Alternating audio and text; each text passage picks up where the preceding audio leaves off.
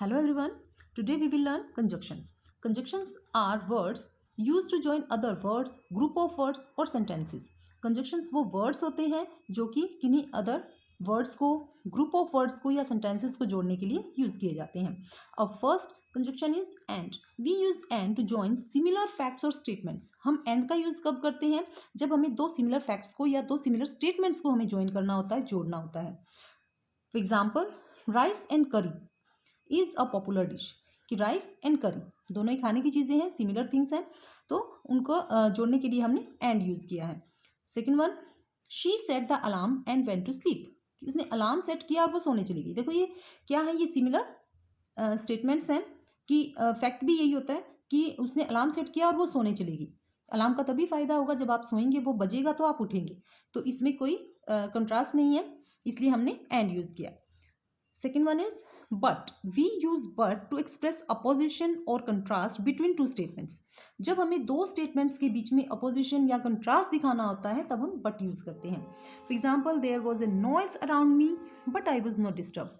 कि मेरे चारों तरफ शोर हो रहा था फिर भी मैं डिस्टर्ब नहीं हुआ. इन दोनों सेंटेंस में हमें एक कंट्रास्ट दिख रहा है, क्योंकि अगर शोर होगा तो हम डिस्टर्ब होंगे, लेकिन वो क्या कह रहा है कि मेरे चारों तरफ शोर था उसके बावजूद मैं डिस्टर्ब नहीं हुआ, इसलिए हमने but यूज़ किया है.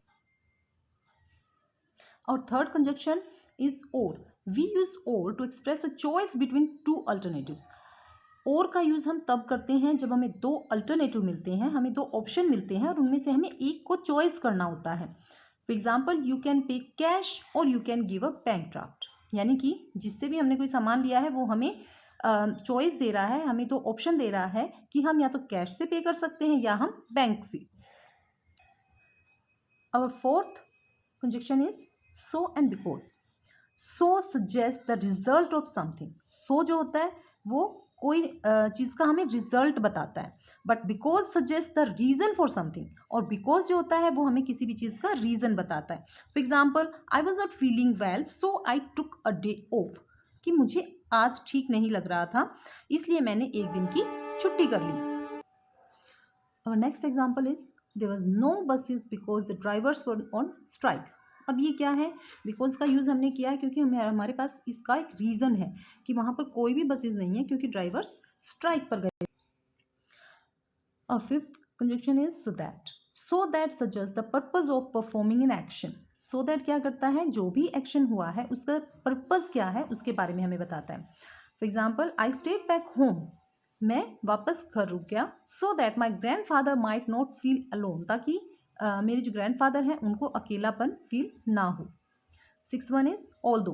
We use although to suggest contrast. जब हमें कोई कंट्रास्ट सजेस्ट करना होता है तब हम ऑल्दो यूज़ करते हैं. Although India has rich resources yet it is poor.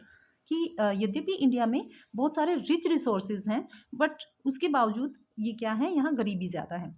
Although it is an old car it doesn't need much repair. Although यद्यपि यह एक पुरानी कार है फिर भी इसे बहुत ज़्यादा रिपेयर की ज़रूरत नहीं है.